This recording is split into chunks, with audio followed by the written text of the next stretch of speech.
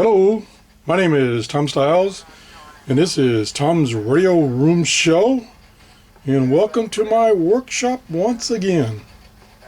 And a couple of shows ago, let me just turn this down, I was testing the HD TV antenna that I got to experiment with, and I was using to test it my scanner radio here. This is a Uniden BC780XLT. It's quite old. I would venture to say it's 10 years old at least, but I really like this radio. Matter of fact, I have two of them, one in my office and one out here. This one's a little beat up.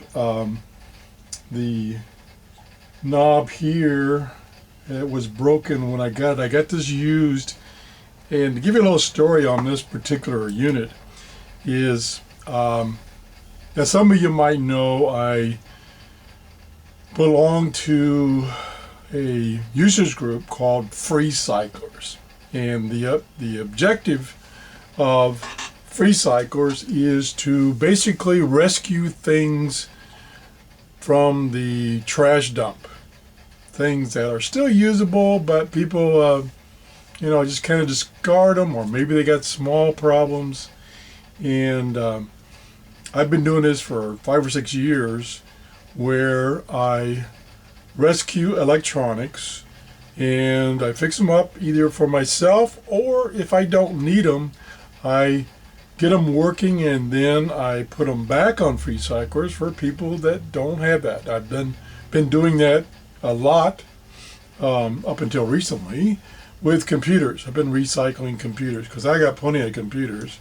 And what happened was an individual saw my want for used electronics, and he said that he had a bunch of scanners that he had gotten from a guy that was an older gentleman that was kind of out of the hobby, and that he would, if I was interested in them, sell them, not give them, but sell them to me at a very reasonable price. Well, I couldn't pass that up because I love scanners, as most of you know. So he said, well, I'll meet you in the Walgreens parking lot, and I'll show you what I got, and you can pick out some radios. So we did that, and he shows up in a older, not beat up, it was in good condition, but an older van, and he opens the side door on the van, and he's got piles and piles of radios.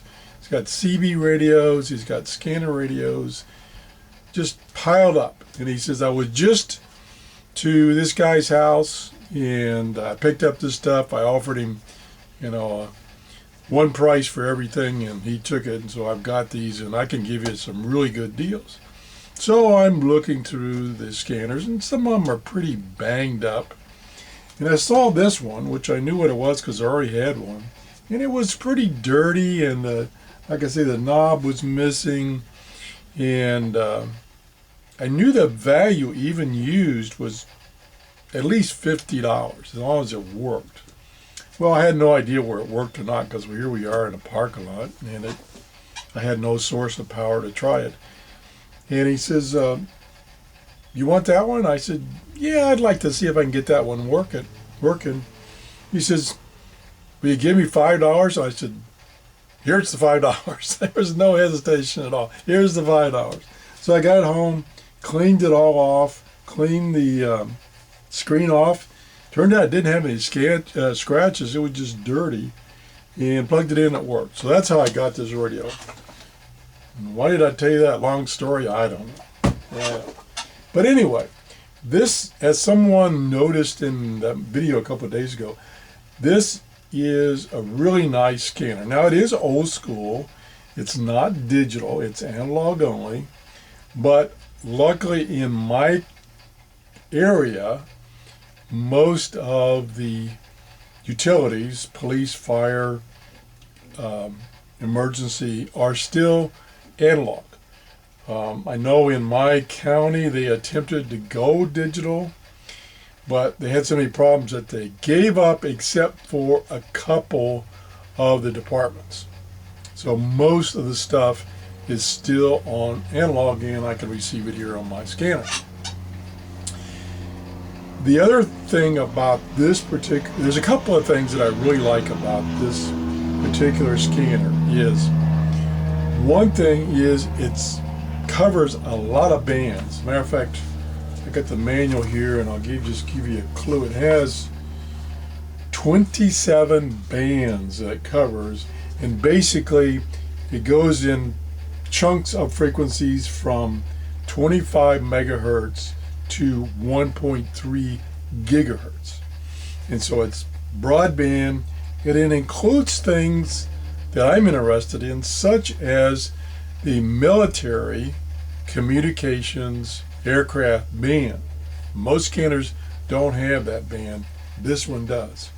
And it includes the 800 megahertz and up utility bands for trunking. That's a form of reception and transmission for sheriff, for instance, police, EMS, even the power company. Power company locally uses trunking, and it's on 900 megahertz and above. So this radio covers a lot of frequencies. It also has, which some scanners don't. Oh, by the way, it's very compact. So it doesn't take up a lot of space. That's why I have it here on my workbench. It also has a VFO, so you can manually tune the frequencies, just like you would a shortwave radio. Another big advantage. You might hear a lot of aircraft in the background, and as I mentioned before on one of my shows, I live about 3 miles line of sight from a very small airport, and when the weather is nice, it is very busy. And the flight line is about a block from me is where the flight line is to land and take off. So hear a lot of aircraft activity, especially on weekends, nice weather. So anyway, what else? What was I going to say? Oh, here's some features of this thing. It does do trunking. It does multiple track in that it can scan both analog standard communications and trunking at the same time. Some radios will only do one or the other. This one does both at the same time. So you can have within a bank of frequencies, you can have a mix of trunking and regular analog stations. It has 500 channels, 27 bands, 10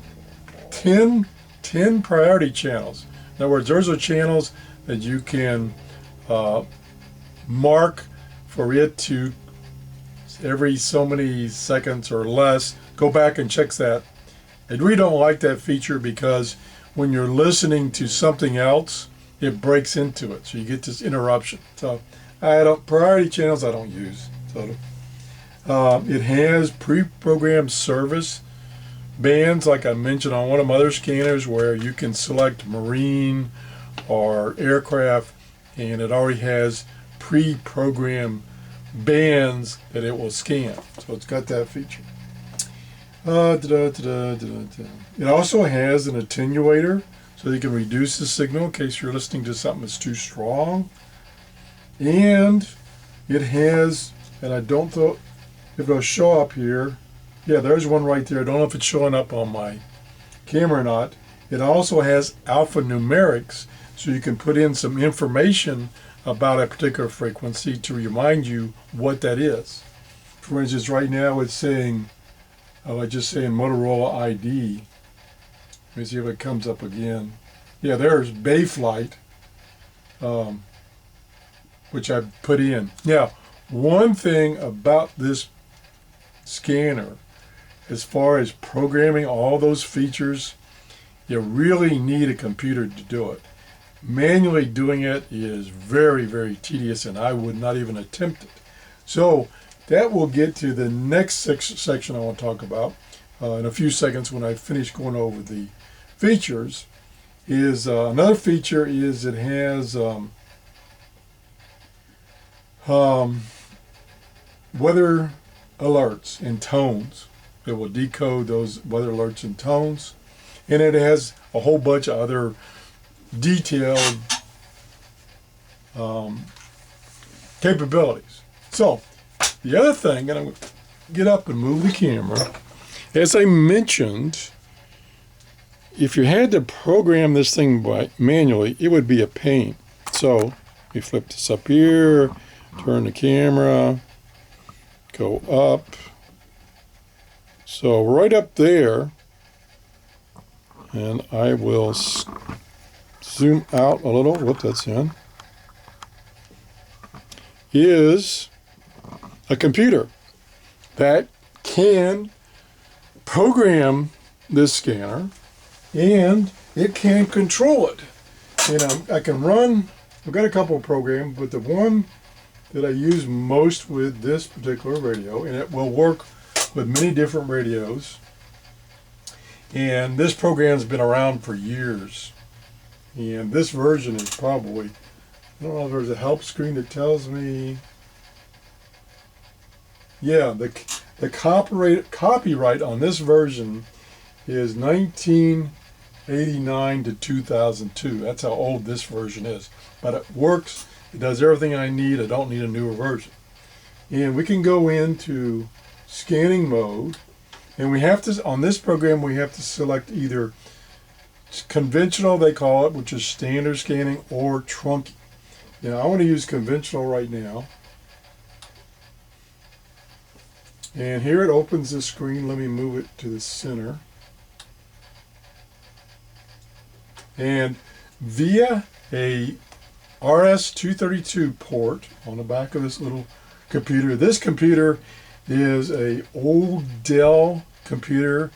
I believe it's got a 286 processor in it. That's how old it is. But somebody gave me this, and so I could dedicate it to work, to just use it for controlling this radio.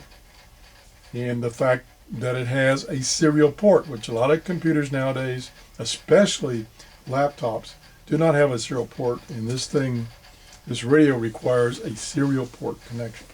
So one of the things you can do, and what I use it for, is for looking for things on the airbands. And let me see how well this shows up. And maybe I have to zoom in a little bit. Stand by. Oh yeah, I'll definitely have to zoom in. Okay, let's zoom in here. Oop, wrong way again. Okay, I don't know how well that's going to show up on my camera. And I can turn this a little bit so that's more square with the camera. And then we need to move the camera over. There we go. I think that's pretty well centered. And I'm hoping you can read it. But right now, it reset the scanner back to the last frequency I was on when I used this computer controlled software. And so the feature I'm going to use now, and this package has hundreds of features you can do with it. The biggest feature for me initially was being able to load in a database of frequencies off the I don't think it existed back then, is the Radio Reference website, where you can, if you become a member, and I think it's $25 or something like that a year or something, you can download a database to program your scanner. Now, when I originally set this up, that didn't exist, so I manually had to type in everything, which is typing in all the alpha information, all the trunking information, which can get kind of complex, and then this program would load it into the radio. So instead of sitting here using the keypad on the radio, which is very, very tedious, I use the keypad on the computer, which is pretty simple compared to doing it on the radio. So anyway, so that's the programming capabilities. You can also download whatever information is on the radio. And lastly, you can control the radio in various modes. So the mode I want to show you right now, which is the one I use most often with this radio, is to scan bands. And what it does, now for instance, I don't know why it's on, I guess that's the lowest band. So I can come up here and select what band I want to scan. And it's got the range and a little description of what that band is about.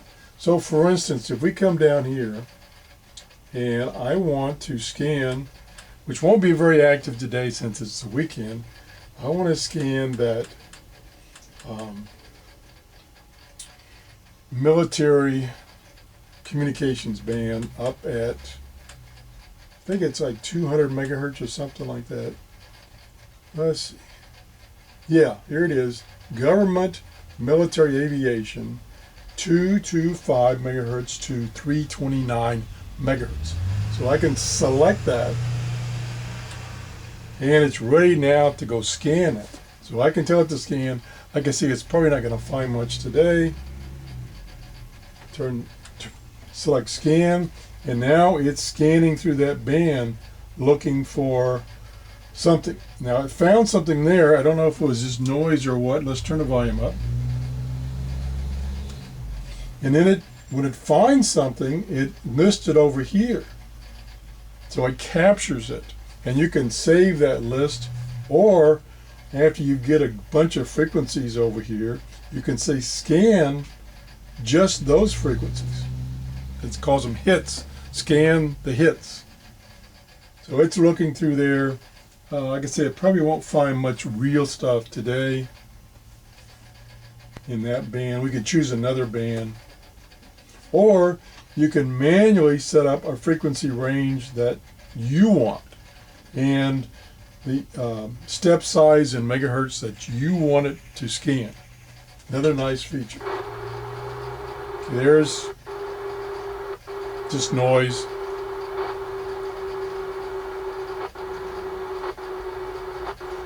Now, right now, turn the volume down because it's just noise. Right now, I'm using that HDTV antenna, and it's finding a number of stations, but apparently most of them are just noise that it's picking up.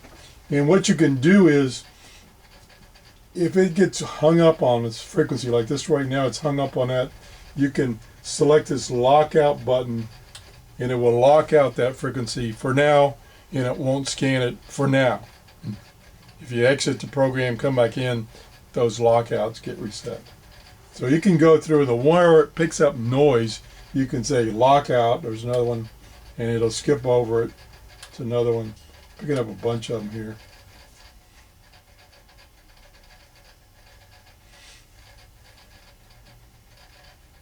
Now, these that it's picked up before have all been noise, so I can come over here and say clear hits. So it'll clear all those out, because I know there was nothing there at the time, it was just noise. Let me see if we turn the volume up and see if we're picking up anything. I don't think we are. Yeah, we're not. So let's stop. We can pause. We're going to pause here. I'm going to select another band. I'm going to select the commercial aircraft band and see what I can pick up there. So that's much lower. We'll go back up here in the list. And that's down to 108, 130. Oops, I went past it. And you can see it's got all these individual bands that you can scan that are pre-programmed into this software. Okay, let's see. There it is, 108 to 135. So we'll try that one. And we'll turn the volume up. Now this we should pick up some activity. And I'll clear this out.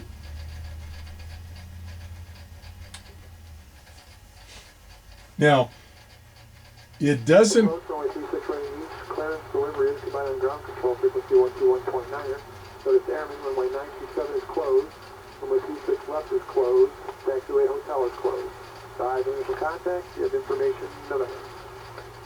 Okay, that's an information frequency about the airport and about runways and stuff like that.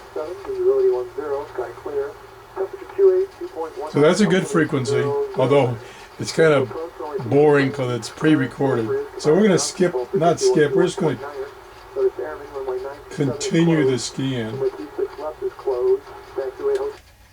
Okay, skydive 2, Roger, and I'm coming back around to the south right now. Now that sounds like an aircraft there. And again, it's recording those hits over here. And you could, like, the first one I got there was that information channel, probably from Tampa International. It gets kind of boring listening to that stuff. So I'm going to click on that and I'm going to say delete that one. I don't want that in the list. Now we can now scan those ones that it found. There we go.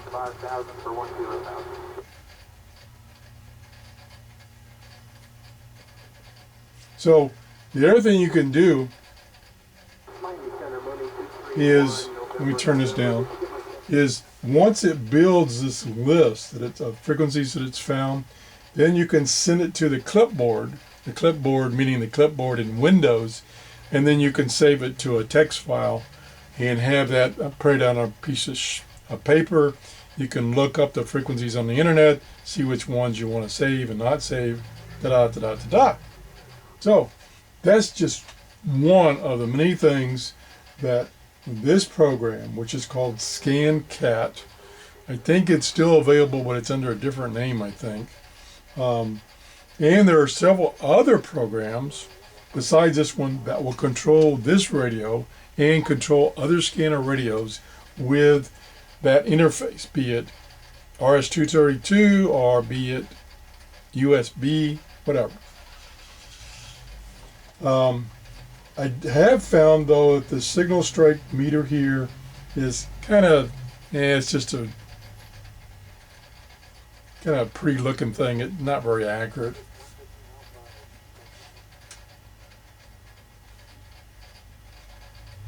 You can also, let me go over here for a second, and I'll quit on this because it's got so many features I could never get to all of them.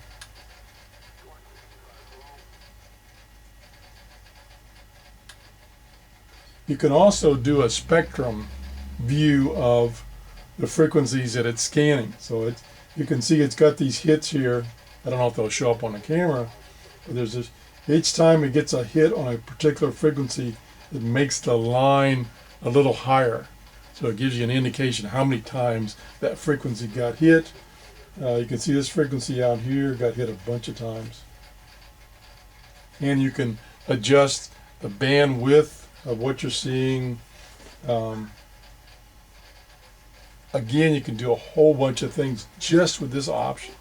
So anyway, I did want to show you this. If you can get your hands on one of these Uniden BC780XLTs, they are excellent scanners. Like I say, it goes from